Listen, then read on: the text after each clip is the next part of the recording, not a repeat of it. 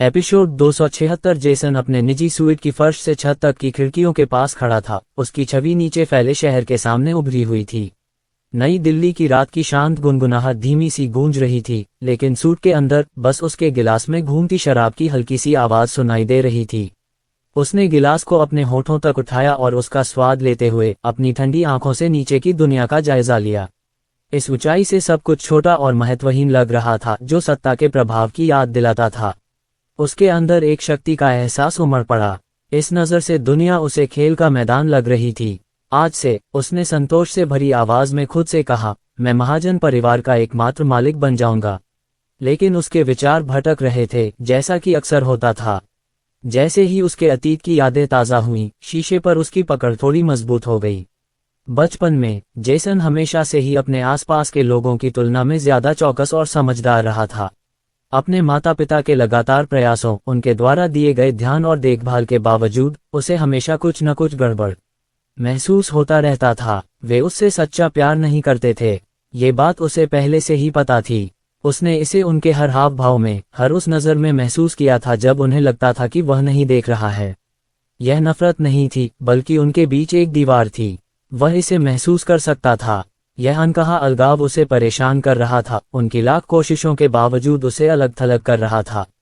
तभी वह प्रकट हुआ, वह व्यक्ति जो छाया से देख रहा था, धैर्यपूर्वक प्रतीक्षा कर रहा था, वर्षों से हेरफेर का अपना जटिल जाल बुन रहा था। मित्तल महाजन, उसके पिता के भाई, या यूं कहें कि जैसा कि जेसन को पता चल गया था, उसके असली पिता। ये खुलासा एक झटका भी था और एक पुष्टि भी। सारी चीजें इतनी सटीक और व्यवस्थित ढंग से अपनी जगह पर आ गईं। जेसन का जन्म महाजन संपत्ति के असली उत्तराधिकारी से कुछ ही दिन पहले हुआ था, एक ऐसी बात जिसे मित्तल ने अपने भाई के साथ अपनी पुरानी प्रतिद्वंद्विता में तुरुप के पत्ते की तरह इस्तेमाल किया था। और जब वह क्षण आया, तो मित्तल ने बिना किसी हिचकिचाहट के कदम उठाया। अस्पताल में लगी आग ने इस बदलाव के लिए एकदम सही अफरा तफरी मचा दी। मित्तल के असली वारिस जेसन को उसके चाचा चाची की देखभाल में छोड़ दिया गया, जबकि असली महाजन वारिस बिना किसी निशान के गायब हो गया। उसका क्या हुआ, जेसन को कुछ पता नहीं था। उसके पिता ने कहानी का वह हिस्सा कभी किसी को नहीं बताया था। सच कहूं तो जेसन को इसकी कोई परवाह नहीं थी। अब मायने ये रखता था कि वह अपनी नियति के मुहाने पर खड़ा था, और वह जानता था कि कोई भी चीज उसके रास्ते में नहीं आ सकती। अगर वह बेचारा मूर्ख अब फिर से सामने आ भी जाए। जेसन ने शराब का एक और घूंट लेते हुए धीरे से कहा, इससे कोई फर्क नहीं पड़ेगा। जो माता पिता उस पर दावा करते, वे जल्द ही चले जाएंगे। इस अंधकार में विचार ने उसके होठों पर एक क्रूर मुस्कान ला दी, लेकिन उसका दिमाग तुरंत तेज हो गया। महाजन साम्राज्य पर शासन करने की संभावना जितनी संतोषजनक थी, उसकी स्थिति उतनी ही कमजोर भी थी। मित्तल के और भी बच्चे थे, और बूढ़ा आदमी ऐसा नहीं था जिस पर पूरा भरोसा किया जा सके। जेसन इस बात को किसी से भी बेहतर जानता था। उसके पिता के पास तो कई योजनाएं थीं, और बस कुछ ही समय में वह अपनी आस्तीन से एक और चाल निकाल लेता। मैं इसकी इजाजत नहीं दे सकता, जेसन ने खुद से फुसफुसाया। वाइन का गिलास उसके होठों के पास मडरा रहा था, लेकिन अब उसका ध्यान उसके स्वाद पर नहीं था। उसके विचार पहले ही आगे बढ़ चुके थे, हिसाब किताब और योजनाएं बना रहे थे। मित्तल एक खतरा था। उसके छोटे बच्चे, भले ही नादान हो, फिर भी उसके खिलाफ इस्तेमाल किए जा सकते थे। जेसन जानता था कि अगर उसने तुरंत कार्रवाई नहीं की, तो महाजन परिवार की दौलत पर उसकी पकड़ कमजोर रहेगी। उसके पिता की महत्वाकांक्षाओं की कोई सीमा नहीं थी, और जेसन को इस बात का कोई भ्रम नहीं था कि वह अभी भी खतरा बना हुआ है। तभी जेसन के चेहरे पर एक विकृत, दुर्भावनापूर्ण मुस्कान आ गई, क्योंकि उसके दिमाग में एक भयावह विचार घर कर गया। हे, उसके गले से एक धीमी सी हंसी निकली, जो हर सांस के साथ गहरी होती जा रही थी। लगता है हमारे परिवार के भविष्य के लिए मुझे कुछ त्याग करना पड़ेगा। जेसन ने गिलास पास की मेज पर रख दिया। उसकी आंखें खतरनाक इरादे से चमक रही थीं, और वह खिड़की में अपने अक्स से बात कर रहा था। आखिरकार, हम किसी को सच्चाई तो नहीं बता सकते, है ना पापा? फैसला हो चुका था। मित्तल, जिसने उसे सब कुछ दिया था, अब आखिरी कीमत चुकाएगा, ये सुनिश्चित करते हुए कि जेसन अकेले ही शीर्ष पर रहे। जेसन किसी को भी मारने के लिए तैयार था, यहाँ तक कि अपने पिता को भी, ताकि वह उस चीज पर अपना दावा कर सके जिसे वह अपना अधिकार मानता था। तभी उसका फोन बजा। जैसे ही उसने कॉलर आईडी पर नजर डाली, उसके चेहरे पर एक धूर्त मुस्कान आ गई। शैतान की बात करो, उसने शांत और सोची समझी शांति से उत्तर देते हुए धीरे से कहा। नमस्ते पापा, क्या हो रहा है? दूसरी तरफ से मिथल की आवाज ठंडी और सीधी थी, हमें एक समस्या है। जेसन के चेहरे की मुस्कुराहट तुरंत गायब हो गई, क्योंकि उसका शरीर तनावग्रस्त हो गया तथा फोन पर उसकी पकड़ मजबूत हो गई। क्या समस्या है? उसने धीमी और नियंत्रित आवाज में पूछा। मिथल ने सपाट लहजे में जवाब दिया, वे भागने में कामयाब रहे। जेसन का दिल धड़क उठा। उसने अपना जबड़ा भींच लिया, अपनी आवाज स्थिर रखी और अपनी भड़ास निकालने की इच्छा को दबा लिया। ऑपरेशन कैसे फेल हो गया? मुझे नहीं मालूम। मिथल का उत्तर जितना सरल था उतना ही अस्वीकार्य भी था। जेसन ने दांत पीस लिए, उसकी झुंझलाहट बमुश्किल छिप पाए। तुम्हें नहीं पता? सच में? उसने अपनी नाक पर चुटकी काटी, खुद को संभालने की कोशिश करते हुए। क्या तुम अभी मजाक कर रहे हो? मैं सच कह रहा हूँ जेसन। मुझे नहीं पता। हमारे भेजे हुए लोगों में से कोई भी कहानी सुनाने के लिए जिंदा नहीं बचा। उपद्रव के बाद अतिरिक्त बल भेजना बहुत जोखिम भरा हो गया था। सेना और पुलिस शायद पहले से ही हाई अलर्ट पर हैं। जेसन ने तेज सांस ली, उसका दिमाग स्थिति का जायजा लेने के लिए दौड़ रहा था। उसकी योजनाएं नाजुक थीं, हर टुकड़ा बिल्कुल सही जगह पर रखा गया था। यह उलझन सब बिगाड़ सकती थी। उनके स्थान के बारे में कोई खबर है? उसने अपनी निराशा पर काबू रखने की कोशिश करते हुए पूछा। नहीं, स्पष्ट उत्तर मिला। जेसन रुका और अपने विकल्पों पर विचार करने लगा। एक पल बाद उसने एक निर्णय लिया। तो चलिए वैकल्पिक योजना पर आगे बढ़ते हैं। शेयरधारकों को इकट्ठा करें और मतदान के लिए बुलाएं। हमने उन्हें प्रभावित करने के लिए पर्याप्त समर्थन पहले ही हासिल कर लिया है। अगर वे छिप गए हैं तो हम और सहयोगियों को अपने पक्ष में लाएंगे और अपनी चाल चलेंगे। लेकिन इसे चुपचाप रखें, हम तभी कार्रवाई करेंगे जब वे फिर से प्रकट न हों। एमवीएल के साथ अनुभव की कहानियां। कुछ देर की खामोशी के बाद मिथल ने जवाब दिया, मैं समझ गया। जेसन ने कॉल खत्म की और अपना फोन मेज पर रख दिया। उसका दिमाग तेजी से इसके निहितार्थों पर विचार कर रहा था। अगर वे भाग गए होते तो वे जरूर किसी और को ढूंढते, और अगर बात फैल गई तो उसका पूरा सावधानी से बनाया हुआ मुखौटा ढहने लग सकता था। लेकिन उसने जो योजना बनाई थी वह आगे बढ़ेगी, वह ये सुनिश्चित करेगा। शहर के नज़ारे की ओर मुड़ते हुए उसकी आंखों में दृढ़ संकल्प की एक ठंडी चमक भर आई। उसकी आवाज बमुश्किल फुसफुसाहट थी, लेकिन उसमें ठंडी अंतिमता की गूंज थी। तुम एक बार तो बच गए होगे, लेकिन मैं ये सुनिश्चित करूंगा कि अगली बार कोई बच ना पाए। सूरज अभी क्षितिज पर चढ़ा ही था कि राघव ने खुद को शहर की सड़कों पर घूमते पाया, जो कि दिन भर काम करने की एक सामान्य दिनचर्या है।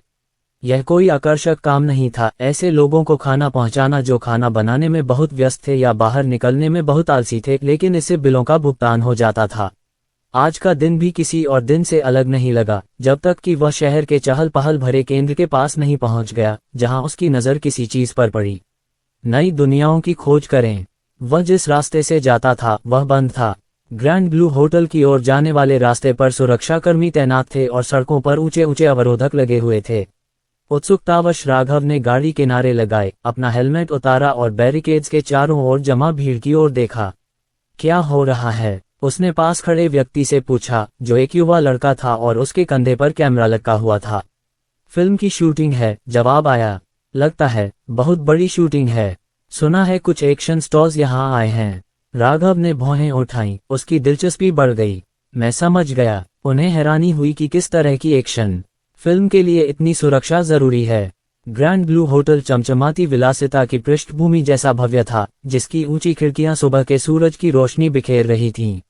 उसकी निगाह होटल के स्टैंडिंग फेयरवे पर टिकी रही और उसके भीतर जिज्ञासा की हल्की सी चिंगारी भड़क उठी। वह वहां रुकना चाहते थे और देखना चाहते थे कि किस तरह की फिल्म की शूटिंग हो रही है, और फिर शायद एक्शन सितारों की एक झलक पाने के लिए अपनी किस्मत आजमाना चाहते थे। शायद कुछ तस्वीरें और सेल्फी भी लेना चाहते थे। लेकिन काम तो था ही। आखिरकार उसे डिलीवरी भी तो करनी थी। उसने अपनी बाइक का ताला खोला, इंजन की ध्वनि ने क्षणिक सन्नाटे को तोड़ा, लेकिन जैसे ही वह उसे गियर में डालने वाला था, एक बहरा कर देने वाली आवाज ने उसके पीछे की हवा को चीर दिया। धमाका। ग्रैंड ब्लू होटल की ऊपरी मंजिल से एक धमाके की आवाज सुनकर उसके पैरों तले जमीन कांप उठी। उसका शरीर मानो जम गया। उसकी सहज प्रवृत्ति भागने और यह समझने के लिए रुकने के बीच संघर्ष कर रही थी कि आखिर हुआ क्या था। क्या बकवास है। राघव ने अपना सिर घुमाया, उसकी आंखें बड़ी हो गईं और वह होटल को घूरने लगा। टूटी खिड़कियों से काले धुएं का गुबार निकल रहा था तथा दूर तक मलबा बरस रहा था। हवा में चीखें गूंजने लगी, अराजक और तीखी आवाजें आने लगी। लोग घबराकर इमारत से बाहर भागने लगे।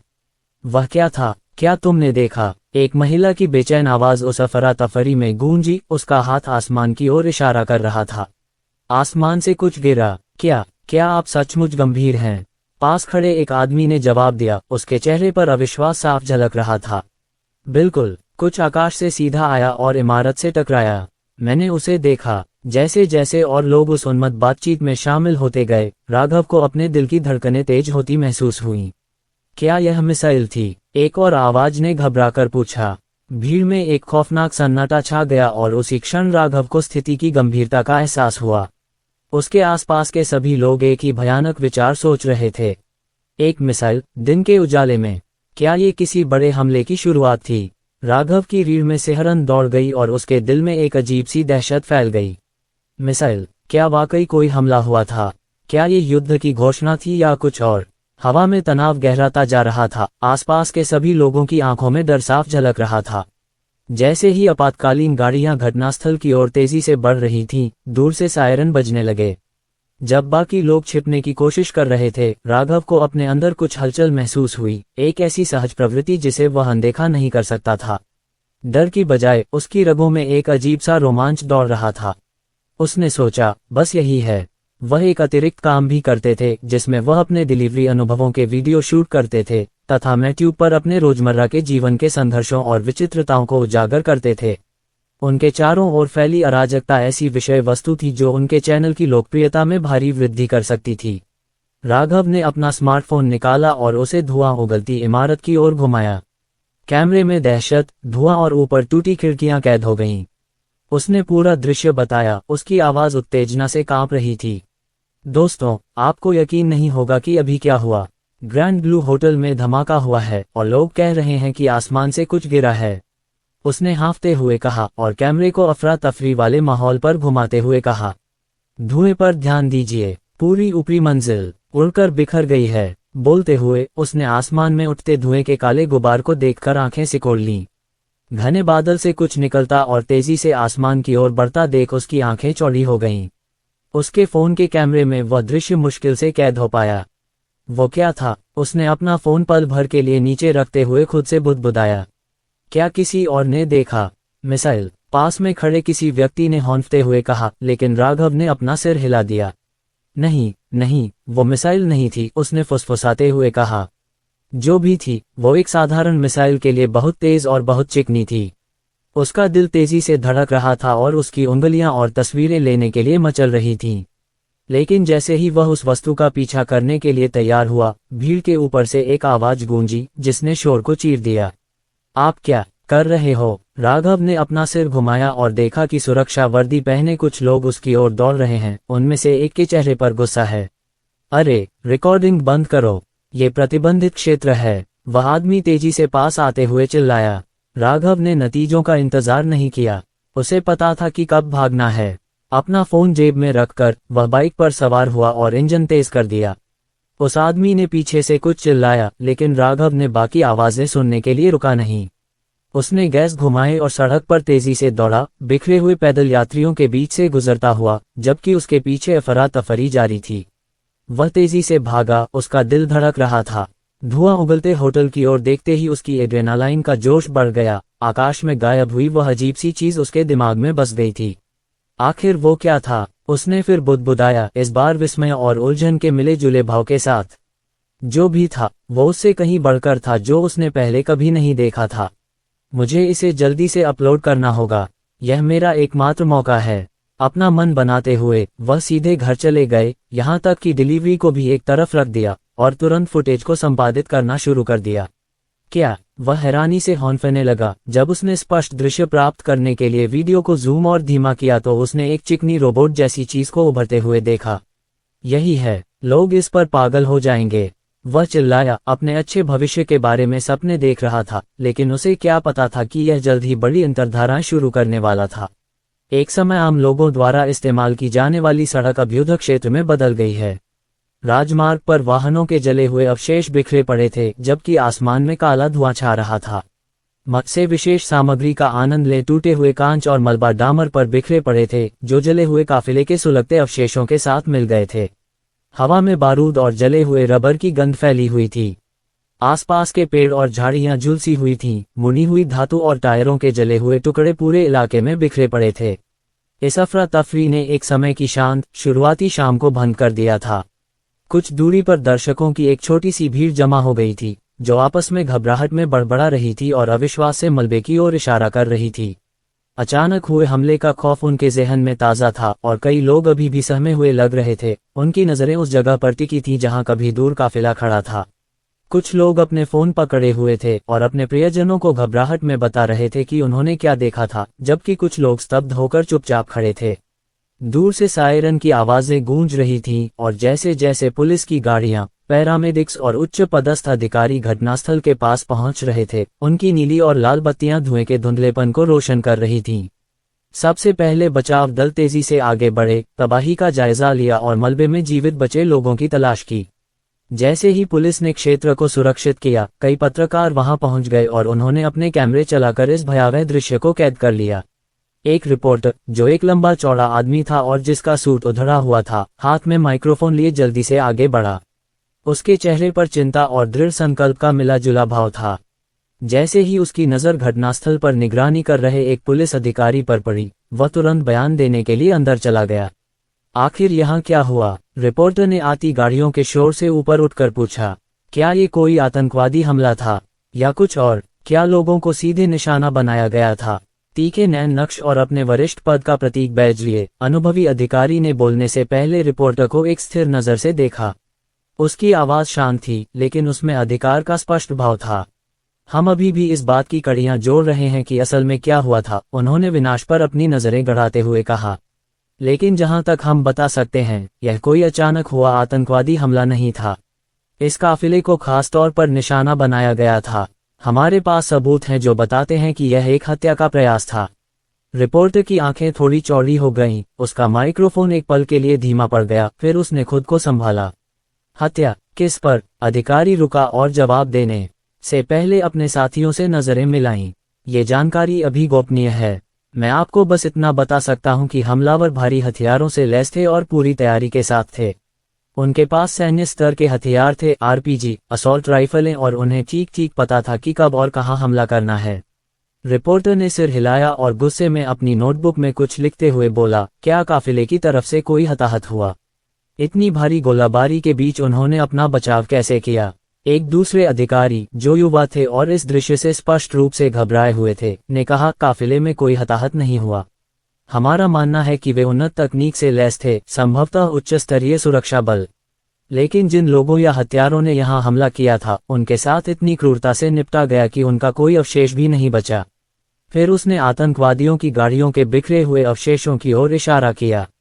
ये देखो, शायद गॉस राइफलें। इन लोगों पर जो भी लगा, उसने उनकी गाड़ियों को कागज की तरह चीर दिया। अब तक भीड़ और भी बड़ी हो गई थी। कुछ लोग हैरानी से पैरामेडिक्स द्वारा घटनास्थल का जायजा लेते हुए देख रहे थे। समूह में एक अधेड़ उम्र की महिला, जिसका चेहरा डर से पीला पड़ गया था, किसी से अनजान, ऊंची आवाज में बुदबुदाई, यह इतनी तेजी से हुआ, मुझे पता भी नहीं चला कि वे कहां से आए। बस धमाका धमाका और फिर चारों तरफ धमाके, मानो युद्ध क्षेत्र हो। एक और युवा व्यक्ति, जिसकी आवाज कांप रही थी, बोला, मुझे लगा कि हम मर गए।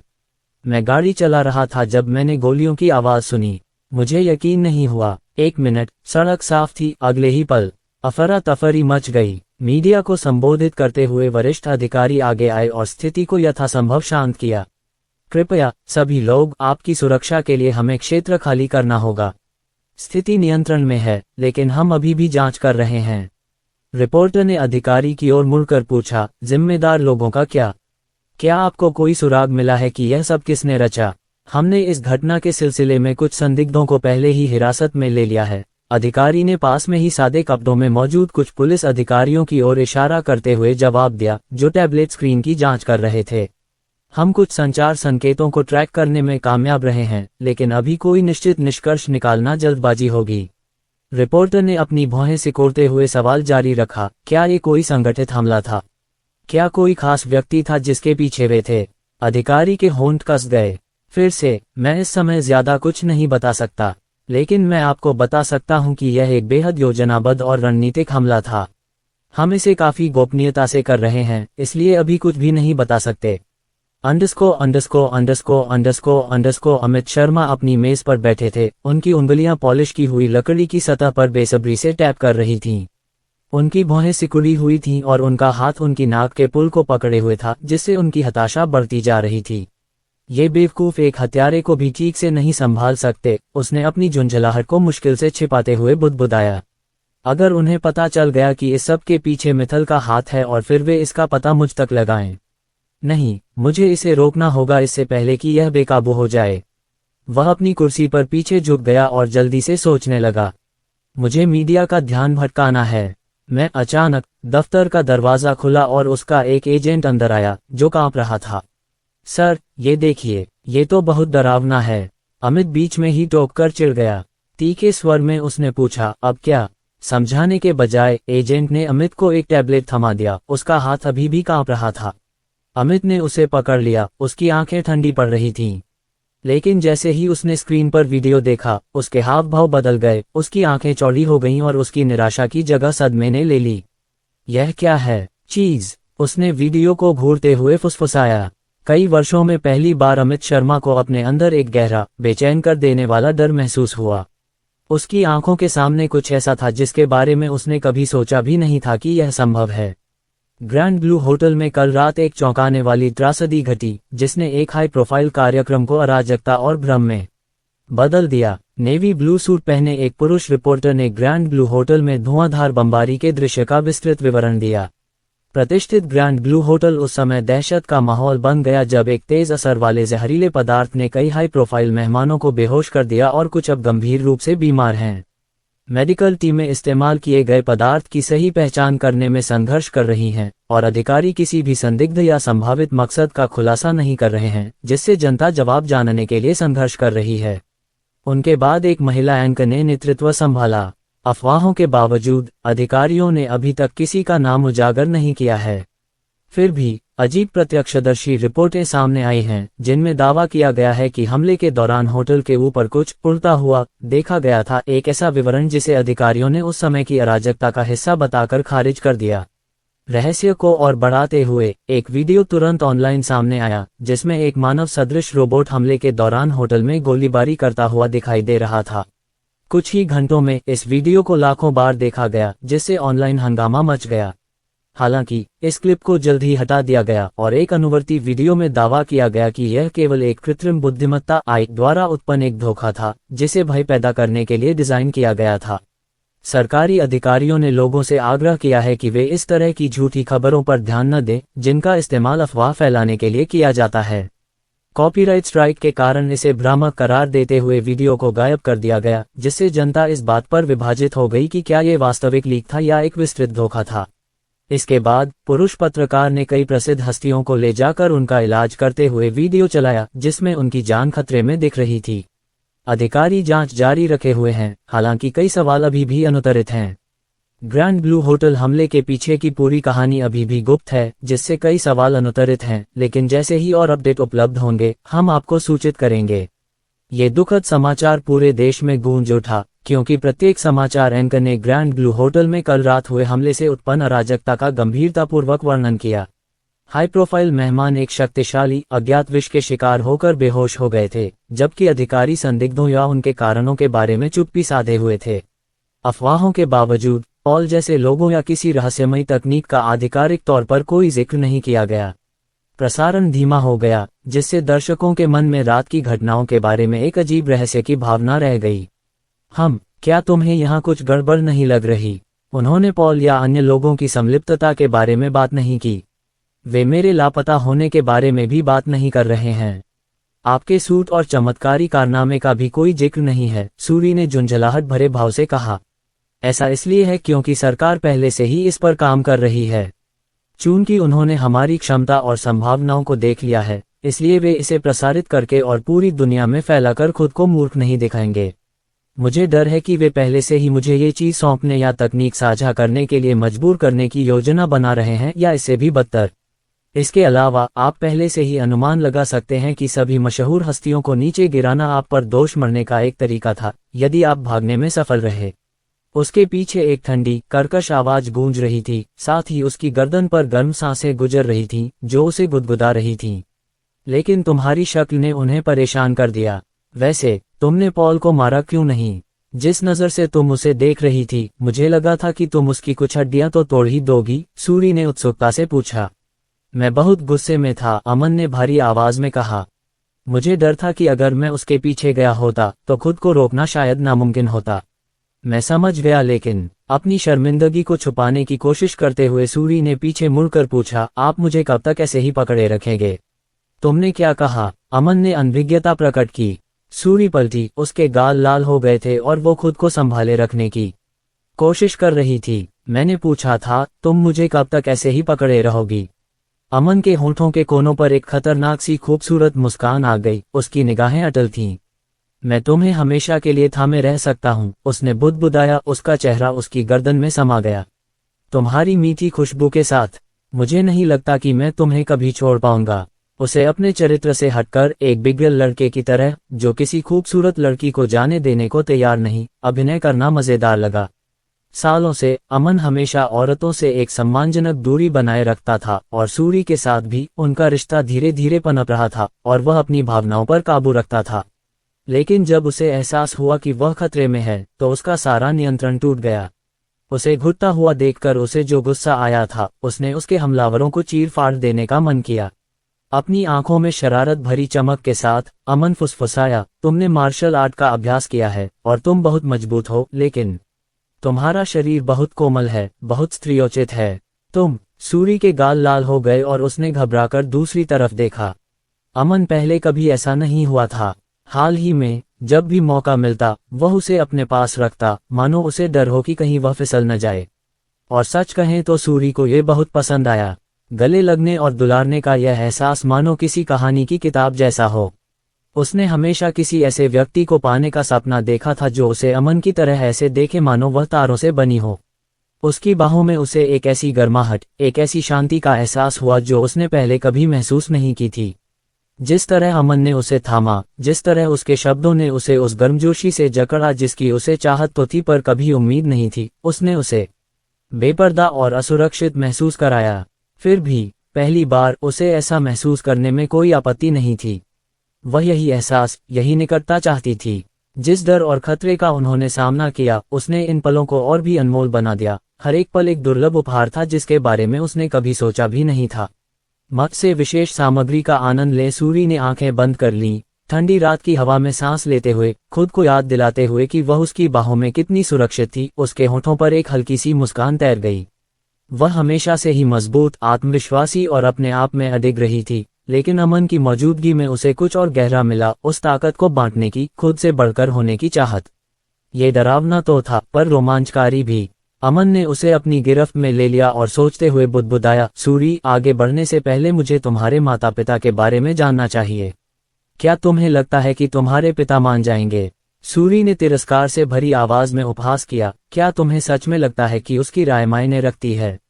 और आपकी माँ, वह तुमसे मिलना चाहती थी, सूरी ने धीरे से कहा, लेकिन यह आसान नहीं है। मेरे पिता से निपटना एक बात है, उन्हें मनाना एक बड़ी चुनौती हो सकती है। अमन की प्रतिक्रिया बस एक गर्मजोशी भरी मुस्कान थी जो प्रशंसा से भरी थी। तो मैं उसकी कृपा पाने के लिए हर संभव कोशिश करूंगा। आखिरकार उसने इतनी सुंदर बेटी को जन्म दिया है, मुझे अपनी प्रशंसा का इजहार तो करना ही चाहिए। अमन के अप्रत्याशित आकर्षण से सूरी का दिल धड़क उठा, वह दंग रह गई। लेकिन इससे पहले कि वह कोई मजाकिया जवाब दे पाती, अमन झुक गया और उसे एक चुंबन देकर चुप करा दिया, जिससे उसकी सांस फूल गई। वो जम्हाई लेना, मत पर रोमांच खोजे। सूरी धीरे से उठी, उसकी आंखें फड़फड़ाकर खुल गईं क्योंकि सुबह की हल्की रोशनी खिड़की से अंदर आ रही थी। वह थोड़ा हिली तो पाया कि एक जोड़ी गर्म, भिड़िए जैसे पंजों ने उसे अपनी जगह पर मजबूती से जकड़ रखा है। अपनी कमर की ओर देखते हुए उसने देखा कि अमन का हाथ उसकी कमर के चारों ओर कसकर लिपटा हुआ है। उसका हाथ उस पर एक सौम्य अधिकारपूर्ण भाव से टिका हुआ है, जिससे उसका दिल धड़क उठा। उसके चेहरे की ओर देखते ही उसे गर्मजोशी और संतुष्टि की एक लहर महसूस हुई। एक बार ऐसा हुआ कि उसके चेहरे पर छाई रहने वाली सामान्य तीव्रता कम हो गई थी और उसकी जगह सोते हुए एक दुर्लभ शांति छा गई थी। सूरज की शुरुआती किरणें उसके चेहरे को उभार रही थीं, उसके मजबूत जबड़े और शांत भाव पर एक गर्म चमक बिखेर रही थी। वह चाहती थी कि वह इस पल को थामे रह सके, उसके चेहरे की शांति को बरकरार रख सके। अमन को शांत और सहज देखना दुर्लभ था। उसने आगे बढ़कर धीरे से उसके बालों में हाथ फेरा। उसके होंठों पर एक हल्की सी मुस्कान तैर गई। नींद में भी तुम मुझे जाने नहीं दोगे? वह धीरे से बुदबुदाए। अपनी आंखें खोले बिना अमन ने धीमे, थोड़े चिढ़ाने वाले स्वर में उत्तर दिया, मैं क्यों ऐसा करूंगा? क्या बच्चे सोते समय अपनी पसंदीदा गुड़ियों से नहीं चिपके रहते? अचानक आश्चर्यचकित होकर सूरी ने आश्चर्य से पलकें झपकाईं। उसके गाल लाल हो गए, जबकि अमन ने अंततः अपनी आंखें खोली। उनमें मनोरंजन की एक चमक थी। तुम जाग रहे थे? उसने आधे अविश्वास से पूछा। अमन ने कंधे उचका दिए। उसके चेहरे पर एक नरमी सी आ गई। उसके होंठों के कोने पर एक मुस्कुराहट तैर गई। काफी देर से, लेकिन मैं तुम्हें परेशान नहीं करना चाहता था। उसके सीने में एक गर्म सी लहर दौड़ गई और सूरी हल्के से हंस पड़ी। जितना ज्यादा वक्त मैं तुम्हारे साथ बिताती हूँ, उतना ही ज्यादा तुम मुझे उन कहानियों के उन आदर्श, अधिकार जताने वाले सीईओज़ की याद दिलाते हो। बाकी सबके लिए ठंडे और अछूत, फिर भी अपनी लड़कियों के लिए कितने स्नेही और समझदार, उसने चिढ़ाते हुए कहा। उसकी मुस्कान और चौड़ी हो गई। अमन की आंखों में शरारत भरी चमक थी। जैसे ही वह उसके करीब झुका, उसकी शैतानी मुस्कुराहट ने उसके दिल की धड़कनें बढ़ा दी। अगर तुम यही चाहती हो तो मैं और भी ज्यादा अधिकार जता सकता हूँ। उफ, रुको, उसने उपहास किया। उसके गाल लाल हो गए। यह मुस्कान बहुत ही नशीली है। और अगर मैं नहीं रुका तो तुम क्या करोगे? उसने भौहें चढ़ाते हुए चुनौती दी। वह एक पल के लिए उसे घूरती रही, फिर शरारत से झपटी, जिससे दोनों हंसी के मारे लोटपोट हो गए और बिस्तर पर कुश्ती करने लगे। वे शरारत से एक दूसरे से भिड़ गए, एक दूसरे को पकड़ने की कोशिश करते रहे, जब तक कि दरवाजे पर दस्तक ने आखिरकार उन्हें वर्तमान में वापस खींच लिया। सूरी ने जल्द ही पाया कि अमन की ताकत उसके सामने पराजित हो गई है, और वह ये सोचने से खुद को नहीं रोक सकी कि उस व्यक्ति ने ऐसा लाभ पाने के लिए कौन सा अलौकिक सीरम इस्तेमाल किया होगा। ठीक है, चलो रुके, देर हो रही है। नाश्ते का समय हो गया है, अमन ने धीरे से कहा। उसके होठों पर अभी भी मुस्कुराहट थी। डाइनिंग रूम में उनके लिए एक शानदार नाश्ता परोसा गया था। मेज ताज़े फलों, पेस्ट्रीज, तले हुए अंडों और गर्मागर्म चाय से भरे प्यालों से भरी हुई थी। अमन ने सब कुछ थोड़ा थोड़ा लिया, सूरी की प्लेट को ऊपर तक भर दिया और उसकी ओर बढ़ा दिया। ये सब खा लो, तुम्हें उचित पोषण की जरूरत है, तुम्हारी सहनशक्ति कम हो रही है, उसने चिढ़ाते हुए कहा। उसके होठों पर एक हल्की सी मुस्कान आ गई। सूरी का चेहरा लाल हो गया, उसका चेहरा गर्म होता हुआ महसूस हुआ। ये तुम्हारी गलती है, पता है, उसने अपनी शर्मिंदगी छिपाने के लिए अपना कांटा उठाते हुए बुदबुदाया। अपनी ताकत के बावजूद उसे इस बात का गुस्सा आ रहा था कि वो हमेशा किसी न किसी तरह उसके साथ हारने वाली ही रहेगी। एक निवाला खाते हुए उसने उसकी तरफ देखा। उसकी आंखों में उत्सुकता झलक रही थी। वह झिझकी, लेकिन उसने वह सवाल पूछने का फैसला किया जो उसके मन में काफी समय से घूम रहा था। अमन, तुम अपने माता पिता से कब मिलोगे? उसने धीरे से पूछा। अमन का चम्मच हवा में ही जम गया, उसका चेहरा तनाव से भर गया। एक पल के लिए वह चुप हो गया, उसकी नजरें दूसरी ओर चली गईं, और सूरी, जो उसके ठीक बगल में थी, ने उसके अंदर उठती बेचैनी को महसूस किया। एक बनावटी मुस्कान के साथ उसने अपना चम्मच नीचे रख दिया। लगता है मैं इस सवाल से बच नहीं सकता, उसने बुदबुदाया। उसकी आवाज में अफसोस था। वह पीछे झुक गया, उसकी नजरें झुक गईं और वह अपने विचारों को शब्दों में ढालने की कोशिश कर रहा था। हालांकि उसे अपने माता पिता को उत्कल लाए 5 दिन हो गए थे, फिर भी वह उनका सामना करने की हिम्मत नहीं जुटा पा रहा था। अब तक उसने जो कुछ भी हासिल किया था और जिस तरह से वह मजबूत हुआ था, उसके बावजूद अतीत अभी भी उसे परेशान कर रहा था। ऐसा नहीं था कि उसे अपने माता पिता के प्यार पर संदेह था, लेकिन उनसे दोबारा जुड़ने, पुराने घावों को फिर से खोलने के विचार से वह भयभीत हो जाता था। क्या होगा अगर वे उसे अलग नजरिए से देखें? क्या होगा अगर उसके बारे में सब कुछ जानने और जानने के बाद, जैसा कि लोग अक्सर कहते हैं, अचानक दूरियां बढ़ जाएं, क्योंकि लोग एक दूसरे की कमियां साथ रहने के बाद ही जान पाते हैं। और फिर कुछ और हुआ जिससे वह और भी अधिक भयभीत हो गया।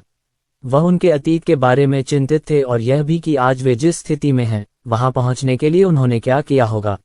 वह जानता था कि ऑरोरा की मदद से वह अतीत की गहराई से जांच कर सकता है और शायद उनके हर राज का पता लगा सकता है। लेकिन अगर उन्होंने कुछ अक्षम्य काम किए हों तो क्या होगा? वह उससे कैसे निपट सकता था? बेशक उसे यकीन नहीं हो रहा था कि वे निर्दोष हैं। बड़े पदों पर बैठे लोगों के हाथ अक्सर दूसरों के खून से रंगे होते हैं। तो फिर उन्होंने कितना बड़ा अपराध किया होगा कि वे इस मुकाम तक पहुंच गए? इन्हीं विचारों में खोए हुए उसने सूरी की हरकत पर ध्यान ही नहीं दिया, जब तक कि उसने उसका हाथ अपने हाथ पर महसूस नहीं किया। उसने ऊपर देखा तो वह उसके बगल में थी। उसकी निगाहें समझ और गर्मजोशी से भरी थीं। वह उसके बगल में घुटनों के बल बैठी थी और धीरे से उसके सिर को अपने कंधे पर टिका रही थी। उसकी उंगलियां हल्के से उसके बालों को सहला रही थीं। अमन, उसने धीमी मगर स्थिर आवाज में कहा, मैं जानती हूं कि तुम किस दौर से गुजर रहे हो। ये फैसला आसान नहीं है, लेकिन एक बात याद रखना। वह रुकी और अपनी बात को समझने की कोशिश की। तुम्हें समझौता करने की जरूरत नहीं है। सिर्फ इसलिए कि वे तुम्हारे माता पिता हैं, इसका मतलब यह नहीं कि तुम्हें उनकी हर उम्मीद पूरी करनी होगी। उनका सम्मान करने का मतलब यह नहीं कि तुम ये भूल जाओ कि तुम कौन हो या क्या चाहते हो। अमन ने आंखें बंद कर लीं और जैसे ही उसके शब्द उस पर असर करने लगे, उसे राहत की लहर महसूस हुई। उसके आलिंगन की गर्माहट और उसके स्वर की दृढ़ता ने उसे इस तरह स्थिर कर दिया जैसा कोई और नहीं कर सकता था। ज्यादा सोचने और इसे अपने दिल पर बोझ की तरह लादने की बजाय खुद जाकर उन्हें देखें। अपनी आंखों से उनका आकलन करें। उसने अपना हाथ हल्के से उसके कंधे पर रखते हुए कहा, मानो उसे वर्तमान से जोड़ रही हो। अमन ने आंखें खोली और एक नए संकल्प के साथ उसकी नजरों से मिला। उस पल उसे समझ आया कि आगे का रास्ता चाहे कितना भी अनिश्चित क्यों न हो, उसे अकेले उसका सामना नहीं करना है। अंडरस्को। हालांकि अमन के लिए यह आराम का समय था, लेकिन उनके प्रतिद्वंद्वियों के लिए ऐसा नहीं कहा जा सकता। कमरा धुंधला था और हवा में घुटन भरा भारीपन छाया हुआ था। प्रत्येक आकृति के चारों ओर छायाएं जमी हुई थीं, जो थके हुए और पीले पड़े चेहरों को रोशन कर रही थीं, जिन पर थकावट और निराशा के भाव थे। सन्नाटा घना था, जो केवल कठिन सांसों और कभी कभी गिलासों के नीचे रखे जाने की खनक से टूटता था, क्योंकि वे ये समझने के लिए संघर्ष कर रहे थे कि अभी अभी क्या साझा किया गया था। कुछ दिन पहले जो कुछ हुआ था उसे भूलने में असमर्थ, वे अपने अंदर छिपे भय को कम करने के लिए केवल शराब का सहारा ले सकते थे। नूह अपने हाथ में गिलास को घूर रहा था। उसकी उंगलियां सफेद हो रही थीं जैसे ही उसने अपनी पकड़ मजबूत की। उसने पॉल की तरफ एक तिरछी नजर डाली, जो ऐसा लग रहा था मानो उसमें से सारी जान निकल गई हो। उसके चेहरे पर एक बार का आत्मविश्वास अब किसी खोखलेपन, उसके हमेशा के आत्मविश्वास के भूत सा छा गया था। तो आप मुझे बता रहे हैं, नूह की आवाज अविश्वास से भरी हुई थी, कि जो आदमी कुछ साल पहले एक परीक्षा भी पास नहीं कर सकता था, उसके पास अब इतने शक्तिशाली सूट हैं कि वह एक सेना को रौंद सकता है। पॉल ने निगलते हुए अपनी नजरें दूसरी ओर घुमाते हुए उस याद को ताज़ा किया। मैंने खुद देखा था नूह, अगर तुम वहां होते तो। उसकी आवाज लड़खड़ा गई। गोलियां हवा में ही रुक गईं, मानो किसी अदृश्य दीवार से टकराए हों। और उसकी गति बिल्कुल भी स्वाभाविक नहीं थी। मुझे तो ये भी संदेह है कि क्या वह कोई महामानव है। समूह में एक घना और दमनकारी सन्नाटा छा गया, जो तब तक कायम रहा जब तक कि नूह ने हताश होकर अपना गिलास कमरे में नहीं फेंक दिया। धमाका, कांच दीवार से टकराकर टूट गया। टूटने की आवाज गूंजी और टुकड़े धुंधली रोशनी में जमीन पर बिखर गए। सबकी नजरें उसकी ओर मुड़ गईं, लेकिन वह बेपरवाह लग रहा था। क्या तुम सब मजाक कर रहे हो? क्या इसमें कुछ भी समझ आता है? कमरे में हर चेहरे को देखते हुए उसकी आंखें जलने लगीं। हम यहाँ हॉलीवुड लेवल की तकनीक की बात कर रहे हैं। क्या ये कोई फिल्म होगी? इसका कोई मतलब नहीं है, रिचर्ड ने भावशून्य स्वर में कहा, हालांकि उसकी आवाज में एक कंपन था। लेकिन यह मौजूद है। नूह की नजर जगेश पर पड़ी, किसी भी प्रतिक्रिया की तलाश में। लेकिन जगेश बस थका हुआ लग रहा था, मानो हर असफलता के बोझ ने उसे पल भर में एक दशक बूढ़ा कर दिया हो। उसके कंधे झुक गए थे, उसकी आंखों में वह तीखापन नहीं रहा जो कभी उसकी पहचान हुआ करता था। क्या आप कुछ नहीं कहेंगे? रिचर्ड ने पूछा, उसकी आवाज में लगभग हताशा भरी थकान थी। आप मुझसे क्या उम्मीद करते हैं? जगेश ने जवाब दिया, उसकी आवाज में कड़वाहट की एक झलक उभर आई। क्या मुझे चीखना चाहिए और अपना सिर मेज पर पटकना चाहिए, या फिर पागलों की तरह इधर उधर भागना चाहिए, चिल्लाते रहना चाहिए जब तक कि मेरा दिमाग न खराब हो जाए?